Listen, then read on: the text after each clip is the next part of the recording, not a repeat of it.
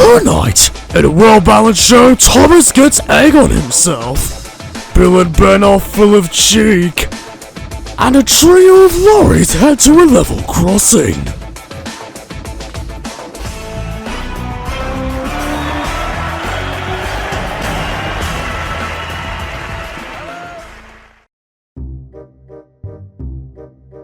The bridge across the river needs repair, the Fat Controller told the engines. I shall have to make a weight limit across it for a while. Percy and Daisy will be alright, and Toby too, but Thomas is too heavy.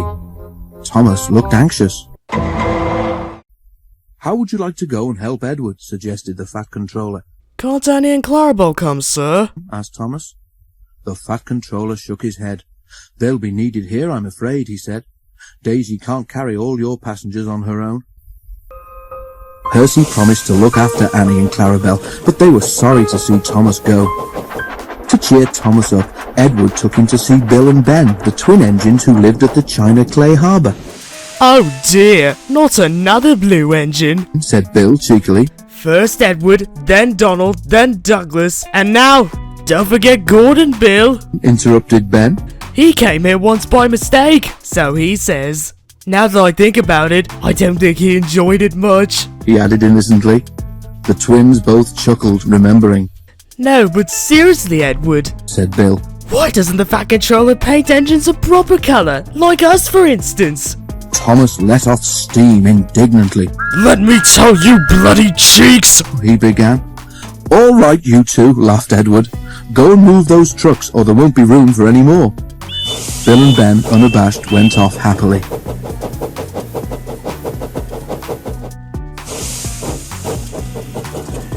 You just don't have to take them so seriously, Thomas. They're just trying to wind you up. Thomas smiled ruefully. I wish I knew how you and the others deal with them, Michelle, he said.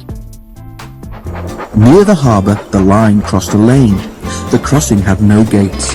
The lane led to a farm which made butter and supplied eggs and milk to shops in the town. One morning, the farmer had difficulty starting his lorry.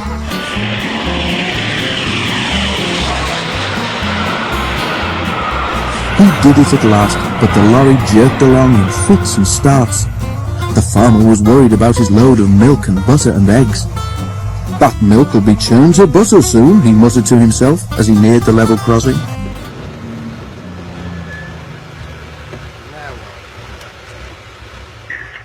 I think if we all back up, he could come in here.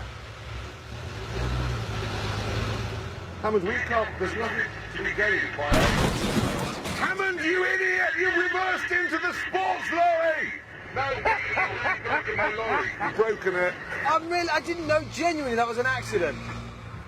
Don't just drive off, Hammond! Hammond! Hammond!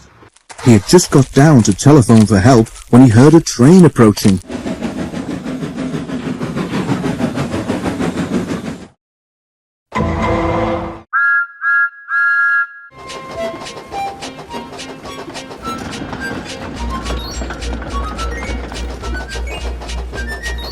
Thomas wasn't going fast. When he saw the lorry, he set his brakes hard, but he couldn't stop. He hit the lorry with a loud crash.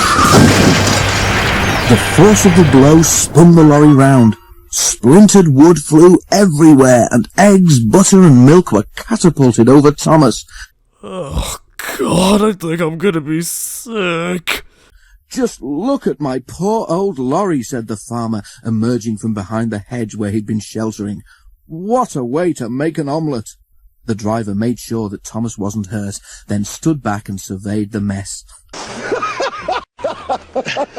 Shut up. You're not standing where I am, said his driver. You look just like a scrambled egg. Well, if a scrambled egg feels as sticky and as wet as I do, XJ9, it's bloody uncomfortable. Please clean me. Okay, I wouldn't be surprised if those eggs cook on Thomas's boiler. Hold on, speaking of cooking, can I actually grab a little piece off here? Let's see how this tastes. Both driver and fireman tried hard, but the heat of Thomas's boiler had cooked the eggs, and they were stuck fast. Sorry, Thomas, said his driver at last. We can't block the line any longer. We shall have to go on. And I'll be covered in bloody eggs. That's just tops. At least Eileen isn't as... What the... Eileen? What are you doing, woman? These eggs actually don't taste too bad, Thomas. Eileen? Did you just do what I think you just did? Thomas, are we not allowed to pretend these days? Oh, right. I forgot. Come on, Thomas, how about you just try to get a little piece of egg off and taste it? I think you might enjoy it. Oh, shut up, you tart! At the end of the line, Thomas was taken to Bill and Ben's yard to be cleaned. The twins were there. Hello. What have we got here, Bill? Must be a new engine. Said Bill. Ben inspected the arrival carefully. Oh no, Bill. That's not a new engine. It's Thomas. But it's our colour, Ben. And Thomas doesn't think our colour is proper for an engine. They heard a grinding noise. Bill, are your joints stiff? Asked Ben. But it wasn't Bill's joints. It was Thomas, gnashing his teeth.